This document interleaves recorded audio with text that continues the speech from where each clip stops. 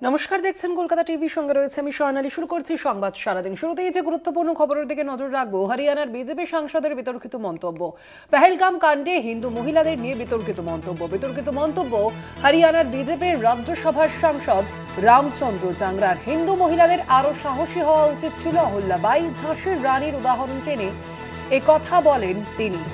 আপনাদের জানিয়ে রাখি, গত 22 এপ্রিলের যে ঘটনা আপনারা প্রত্যেকেই জানেন, পেহেলগাম যে একেবারে নারকীয় হত্যাকাণ্ড আমরা দেখেছিলাম, 26 জনের মৃত্যু হয়েছিল। সেই ঘটনায় জঙ্গি হামলায় মৃত্যু হয়েছিল 26 জন ভারতীয়, এবং সেই ঘটনা প্রসঙ্গেই এমন মন্তব্য বিজেপি সাংসদের। হরিয়ানার বিজেপি সাংসদের এই মন্তব্য ঘিরেই শুরু হয়েছে বিতর্ক। পেহেলগাম কাণ্ডে হিন্দু মহিলাদের নিয়ে বিতর্কিত মন্তব্য হরিয়ানার বিজেপি রাজ্যসভার সাংসদ রামচন্দ্র জাংরার। এ বিষয়টি কি বলেছেন বিজেপি সাংসদ, শোনাবো আপনাদের প্রথমেই।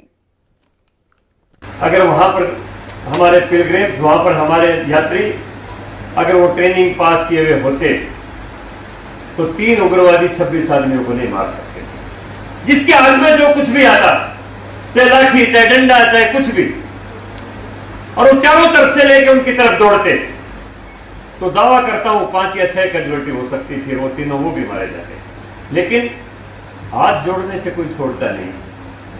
हमारे आदमी वहां पर हाथ जोड़ के मारे गए। जो व्यक्ति मारने के लिए आए हैं, जिनके अंदर दया का भाव नहीं है, हाथ जोड़ने से कैसे माफ कर देंगे? उनका तो अहिल्याबाई की तरह प्रतिकार करना होगा। और अगर वहां पर जो हमारी वीरांगनाएं बहन थी, जिनकी मांग का सिंदूर छीन लिया गया, अगर उन्होंने अहिल्याबाई का इतिहास पढ़ा होता तो उनके सामने उनके पति को कोई निरपराध इस तरह से गोली नहीं मार सकता था, चाहे वो भी शहीद हो जाए। वीरांगना का भाव नहीं था, जोश नहीं था, जज्बा नहीं था, दिल नहीं था, इसलिए हाथ जोड़ के गोली का शिकार हुआ।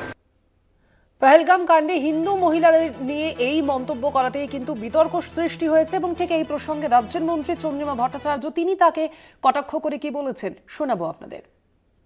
যদি আমি ওই মাননীয় সাংসদ জ্যাংরাজিকে প্রশ্ন করি যে আপনি যদি এই অবস্থার সম্মুখীন হতেন আপনি কি করতেন? প্রধানমন্ত্রী বলছেন শিরায় শিরায় সিঁদুরের গরম, আর আপনারা সিঁদুরকে অপমান করছেন।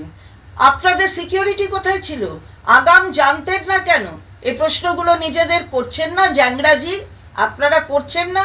কেন্দ্রীয় সরকারের কাছে আগাম কেন এই ধরনের ইনফরমেশন ছিল না সেটা তো জানতে হবে। জঙ্গিরা যারা পড়ে গেছে তারা এখনো ধরা পড়েছে কিনা সেটা কি একবারও নিজেকে প্রশ্ন করেছেন? নাকি কেন্দ্রীয় সরকারকে প্রশ্ন করেছেন? নাকি দলের মধ্যে আলোচনা করেছেন? কি করেছেন সেটা দেশবাসীর সামনে তো আসতে হবে। সুতরাং এইভাবে সিঁদুরের অমর্যাদা করবেন না, আমরা তীব্রভাবে ধিক্কার। এ নিয়ে আমরা কথা বলেছিলাম সিপিএম নেতা তথা বিশিষ্ট আইনজীবী বিকাশ রঞ্জন ভট্টাচার্যের সঙ্গে। কি জানিয়েছেন তিনি, শুনবো।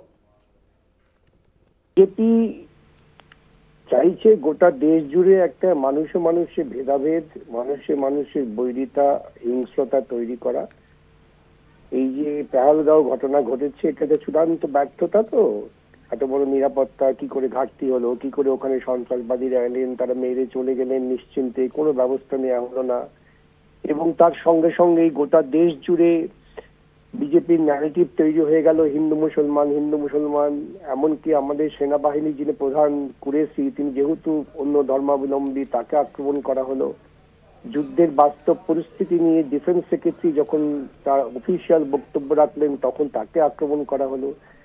আসলে বিজেপির তো নিজস্ব নীতিবোধ নেই, ওদের একটাই মাত্র লক্ষ্য হচ্ছে যে হিন্দুত্ববাদী বক্তব্য রেখে মানুষকে বিপদে ফেলা। এবং তাই তারা এখন বলছেন যে ওই আক্রমণের মুখে কেন হিন্দু মহিলারা বীরাঙ্গনা হননি। আচ্ছা, ওই যে সাংসদ তাকে পুঞ্চে কয়েকদিন রেখে দিন, দেখা যাক তিনি কেমন বীরত্বের সঙ্গে এই সন্ত্রাসবাদীদের মোকাবিলা করেন।